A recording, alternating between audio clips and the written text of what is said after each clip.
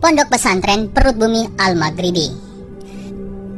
Pesantren ini berbeda dari pesantren-pesantren lainnya karena lokasinya yang berada di dalam gua. Yap, kalian tidak salah dengar. Pesantren ini dibangun di dalam gua yang punya kedalaman sekitar 20 meter di bawah tanah yang didirikan oleh seorang ulama bernama Kiai Haji Suban Al-Mubarok pada tahun 2002. Beliau ini adalah seorang ulama asli Tuban yang punya cita-cita untuk mendidik para santri yang berasal dari mantan pelaku kriminal. Beliau juga ingin memberikan kesempatan kedua untuk mereka memperbaiki diri dan belajar Islam dengan lebih baik lagi. Beliau juga ingin menciptakan suasana yang tenang dan damai bagi para santri, sehingga beliau memilih lokasi yang jauh dari keramaian dan hiruk-pikuk kota. Dan lokasi yang dipilih oleh beliau adalah sebuah goa di Dusun Wire, Kelurahan Gedung Gombo, Kecamatan Semanding, Kabupaten Tuban. Goa ini dulunya jadi tempat pembuangan sampah, tapi dengan tekad dan usahanya yang keras, beliau berhasil membersihkan dan merenovasi goa ini menjadi sebuah pesantren yang indah dan nyaman. Beliau juga menghiasi goa ini dengan ukiran-ukiran kaligrafi yang terbuat dari marmer dan lampu-lampu neon yang menerangi ruangan.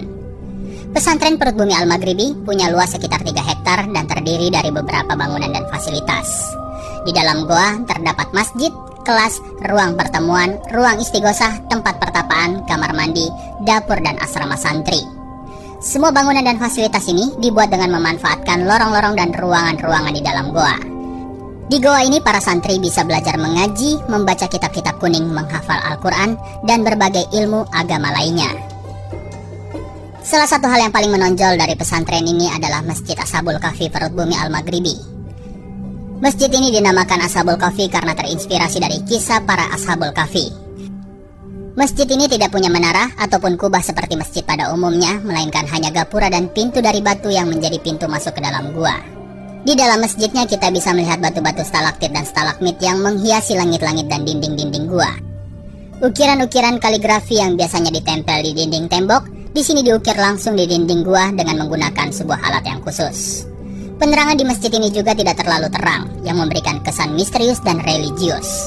Tapi jangan khawatir, meskipun begitu di masjid ini tetap ada ventilasi untuk sirkulasi udara di sekitar goa, sehingga udara segar dari luar bisa dengan mudah masuk ke dalam goa. Selain itu juga, ada juga kipas-kipas untuk mendinginkan suhu ruangan, agar para santri bisa beribadah dengan nyaman di tempat ini. Di masjid ini juga terdapat pohon-pohon khas seperti di Arab yang menambah suasana Timur Tengah, ditambah dengan warna-warna coklat dari goa yang seolah-olah kita berada di tengah padang pasir.